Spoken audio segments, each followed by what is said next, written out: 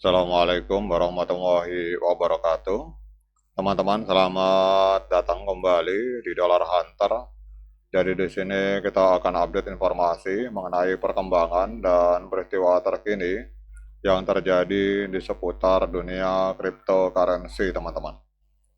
Namun seperti biasa, sebelum kita berbicara tentang dunia kripto, mari hari ini kita berdoa bersama-sama memohon pada Allah agar kita semua senantiasa diberikan nikmat berupa kesehatan dan juga diberikan keberkahan dalam setiap rezeki yang kita terima pada hari ini, teman-teman. Oke, teman-teman, hari ini kita akan melihat kondisi market kripto ini sedang pendarahan hebat, teman-teman. Jadi kalau kita lihat ini total market cap di sudut kiri atas, sebelah kiri atas, teman-teman perhatikan. Ini ada sekitar hari ini ada di angka 3.765 miliar dolar, teman-teman. Jadi mengalami penurunan sebesar 3,24%. Kemudian kalau kita lihat di sini, teman-teman perhatikan bahwa Bitcoin terus mengalami penurunan. Jadi hari ini Bitcoin mengalami penurunan 2,74%, diperdagangkan di angka 107.900 US dollar, teman-teman. Namun hari ini kita akan fokus membahas tentang sebuah proyek kripto yang bernama Hype, teman-teman. Jadi kita akan membahas tentang Hype, kemudian kita akan melihat untuk pergerakan Hype pada hari ini Hype hari ini diperdagangkan di angka 36,5 US dollar, teman-teman, mengalami koreksi sebesar 3,34%. Jadi kita lihat untuk Hype atau Hyperliquid hari ini mengalami koreksi turun 3,13%, terseret oleh pergerakan yang ada di market kripto secara keseluruhan.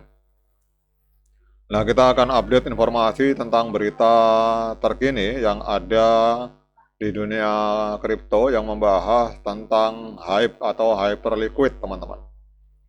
Jadi kalau kita lihat di sini, berdasarkan data sentimen pasar dan berita terkini, perkembangan untuk ETF, teman-teman. Jadi menurut berita hari ini, 21 Share ini mengajukan proposal untuk ETF Hype, teman-teman. Ini dikutip dari Twitter yang ditulis oleh Eric Balchunas, seorang analis pakar kripto.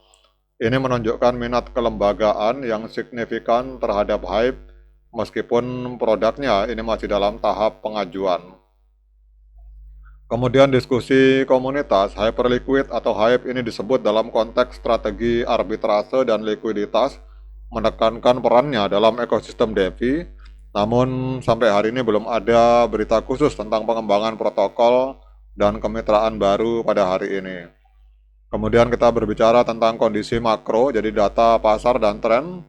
Jadi indikator makro, ini kita lihat bahwa menurut data dari Socio Value, ETF Bitcoin mengalami aliran keluar sebesar 536 juta US dollar pada tanggal 16 Oktober, dengan Ethereum itu juga mengalami dana keluar 56,8 juta US dollar, teman-teman, dan ini akan sangat mempengaruhi sentimen pasar kripto secara keseluruhan, termasuk aset-aset seperti Hype, teman-teman. Jadi karena ETF Bitcoin dan ETF Ethereum mengalami outflow atau dana keluar sehingga market tertekan, dan kita lihat tadi bahwa hampir semua narasi di dunia kripto mengalami penurunan tajam, teman-teman.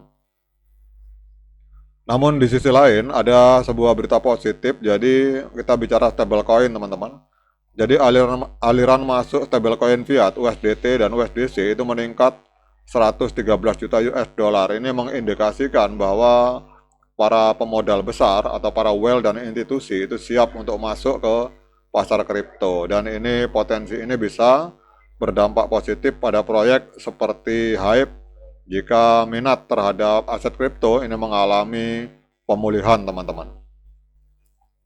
Namun ada resiko dan peringatan tentang volatilitas pasar. Jadi hari ini kalau kita lihat bahwa untuk indeks Fear and Greed Index, dunia kripto berada di angka 23, extreme fear, menandakan sentimen bearish jangka pendek, artinya banyak orang takut dan keluar dari market, teman-teman. Jadi extreme fear Biasanya para whale, para institusi besar itu pada saat market sedang mengalami kondisi sangat ketakutan seperti ini mereka akan mencari koin-koin potensial yang akan mengalami kenaikan harga, teman-teman. Jadi kalau para para whale itu biasanya pada saat market berdarah hebat seperti ini mereka akan mengumpulkan koin.